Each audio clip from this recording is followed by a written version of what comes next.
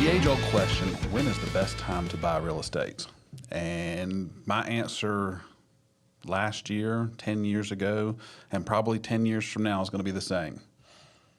Yesterday was the best day to buy real estate, and will always be the best day to buy real estate. And we're going to kind of jump into that. While it's a kind of a quirky statement, but we're going to jump into that because I've had a lot of agents that come to me, and they're in various different situations, a little nuanced, but keep getting asked the question, okay, how do I or what conversations do I have with my active buyer clients or potential buyer clients, and potential buyer clients that may or may not have a house to sell? Why now is the best time to make that move? And we're going to kind of unpack that a little bit because it's we get caught up in what's going on in the national media and the talking heads that tell you why it's never a good time to do anything ever. Need some tools for your toolbox as to how to have those conversations with your clients, potential clients, to get them off the fence. Yeah, so why don't we start with the reason why some of these consumers may feel that way? So first, right off the bat, we're talking about, let's talk about buyers for a second. And with interest rates higher now than they were, 1 year, 18 months ago, why would I buy now? Why would I buy now and knowing that, the rates may come down? You've got an inventory issue right now. If I can't buy something right now, why would I sell my house right now? Because then I may be caught, and then I'm having to rent something for a while. Right. Let's just be honest. Timing real estate markets is almost impossible for the experts. For the average consumer, it's not going to happen because there's too many things that have to fall in place in order for you to be able to put everything together to be able to purchase or to be able to sell, because it's such a complex situation. And so it really boils down to those life scenarios. Why are we buying? Why are we selling? Usually it's to solve a problem or to make a lifestyle better and for you, your family, or a change in lifestyles. And so the question we always need to go back to our clients and to folks that we're having conversation with is the why. Why are you coming, and why are we even having this conversation? Mm-hmm. Yeah, so if somebody's had more kids, right? And they've outgrown their 3-bedroom, 2-bath house, and they really need to go to a 4. Are you really going to worry that much about a 6.5% interest rate when you could have gotten it for 4.5%, let's say a year ago? I mean, at the end of the day, you're really talking about minuscule dollars. I mean, I know at the end of the day you could extrapolate it and make it bigger, but you're really talking about minuscule dollars when it comes down to, I need an extra room for my kids to be in. Right. Yeah, and let's just be honest. Looking backwards is never a good way to make decisions. You have to look at what you have in play in front of you. And today, I have an extra kid that I didn't have a year ago. Okay, well, I need the room today and tomorrow for this extra kid. And so looking back and saying, I could have got a 3.5% interest rates 2.5 years ago should not be part of the equation of whether you buy the next house or move to the house that's going to be more suitable for you and your family. It's about lifestyle. And I say that, and that's a really kind of a no-brainer thing, but it's important for us to bring that back to the conversation when we're talking with our clients, because they want to get into the nitty-gritty of the pennies and how much this is going to cost today versus what it cost before. And it's really important for us as professionals to bring it back to the table of what they need in solving their problem. Mm-hmm. Yep.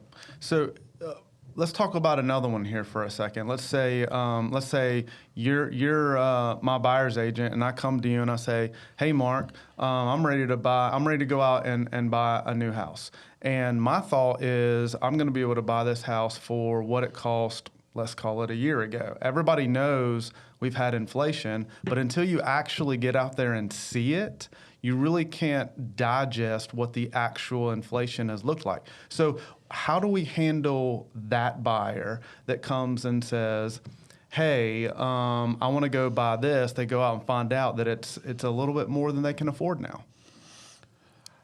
It's a difficult conversation. I mean, how do you rationalize that it costs you, it did for a short period of time, $5, $6 for 12 eggs. I mean, it's the nature and what we live in. But the conversation you have is, okay, we first talk to your lender, and this is what you've been pre-approved for. This is what a payment looks like for your pre-approval number. Are you comfortable with that mortgage payment? And a lot of times they're not comfortable with the mortgage payment in which they are approved. So we have to back into what they're comfortable with, and then we go look at houses that are in that range. And it's a matter of setting expectations, looking at seeing what's out there, and then determining if the value of what they're able to buy is congruent with what they're able to afford. Mm-hmm. And you have to get over the sticker price shock, because people have to go through this process. I thought I was getting X, it's really going to cost Y, which is significantly more. Okay, well, let's go through that. And it takes time. You just have to walk through it and get comfortable with being able to afford more house. And that price isn't coming back down. Mm-hmm. So it's not a direct answer. Really, it's a conversation, and it's a process. It's a process of experiencing what they can afford, experiencing what they thought they wanted and what they thought they wanted to pay for, and then being able to find a happy medium. Yeah, and I want to hit on one thing that you mentioned, that we're going to have some tick ups and tick downs in the market short term, but from a long term perspective, we are always going to be going up in value in real estate. It is what it is. I know it's hard for people to say that after they went through 2008, but historically, you're going to be going up in value in real estate. So if you're not already in the market, if you don't already have a home, if you're not already owning a home, then you may miss out on that growth piece. Real estate is the number one wealth building tool for the average American. Mm-hmm. Period. There is not a better tool that the average American can build long-term generational wealth than real estate. If you're not in the game and you do not own real estate, you are not participating in the number one wealth building tool made available to most Americans. That is, to me, is the biggest and most important reason why yesterday was the best day to buy real estate, because I'm in it. I'm now participating in my family's future and wealth building, because everybody needs housing. And if you're going to rent a house, you've got to pay expenses that go along with that, whether it be rent, whatever expenses go along with that. If you own a piece of real estate and you're making these same expense payments, which right now in the world we live in, rents are higher for the same house than the rent payments. Or rents are higher right now than mortgage payments for the exact same house. And so therefore, you reduce your expense, which gives you the ability to spend more on other things. Yes, with homeownership comes other expenses that don't come along with renting. But during this process, you have this asset that is going up in value and will continue to go up in value. And how much you owe on it decreases every month that you make a mortgage payment. That is building wealth. And that is building wealth in the normal course of day-to-day activities of living. And most Americans have a hard time setting aside money, saving money, putting it in investments, and not going back to that pond or that pool of money and using it for things that they like. Real estate prevents that. Real estate allows wealth building. Yeah, so I've had multiple conversations with people about this, and it hurts. It hurts to even bring up this scenario or this story. But I was talking with this person, early on, who they had sold their house, year and a half ago. Market was shooting up then too, but they decided we're going to hold off because I know these prices are going up way too fast, and I know it's going to come back down. So they held off. They held off for about 18 months. Now they're out looking for a home, and it is absolute. Not only have they kept going up and probably went up a little bit quicker than they thought, now they've got the interest rate issue to deal with, and they are stuck. So it was almost like they got out of the wealth building process, and now they're having a hard time getting back in. No doubt. And here's the thing. There pockets of the real estate market in our country that are more volatile? No question. There are volatile markets that will go up and will come down. And for instance, some of your destination places, California, and even California is a big geographic area. Call it San Francisco, call it San Diego, Arizona, Phoenix area. High destination place where people will go, move in and move out, are a little bit more volatile.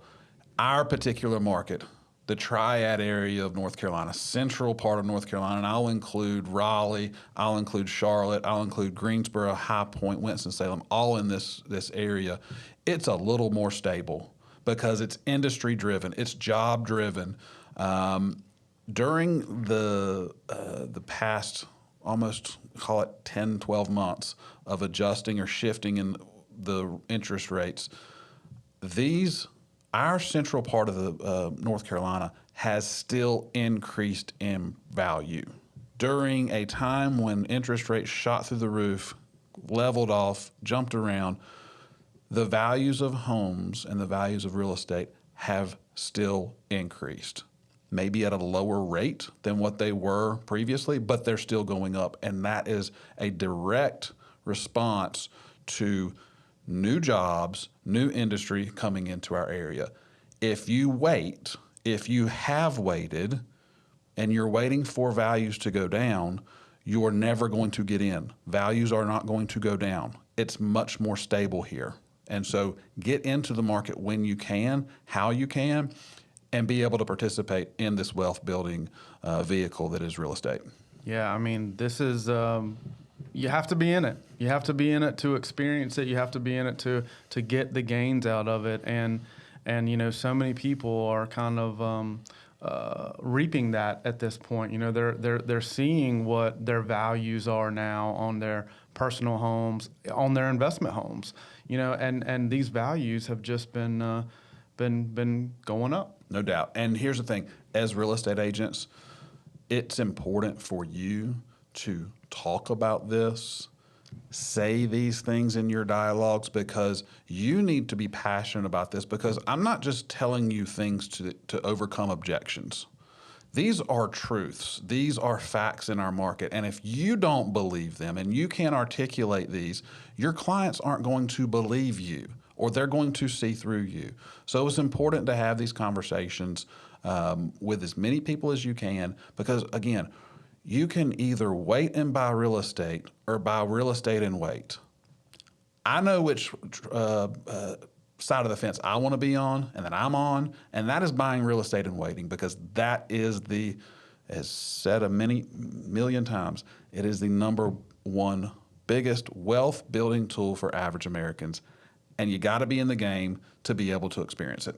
Yep, and that's just a great place to end there for the day. I mean, everybody needs to know that this is how you build generational wealth. Well, we'd like to hear more stories, kind of what y'all are dealing with out there. So if you get a chance, shoot us some questions over, shoot us over some stories that you're dealing with some of these issues, some of the objections you're getting from some of your clients.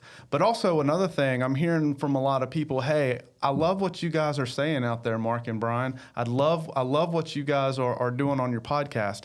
we'd love for you to like and share these podcasts whenever you can so other people can see it. Awesome. Guys, it's been another great episode, one that we're very passionate about. Get out there, buy more real estate, and convince your clients that it's time for them to do it too. Have a great one.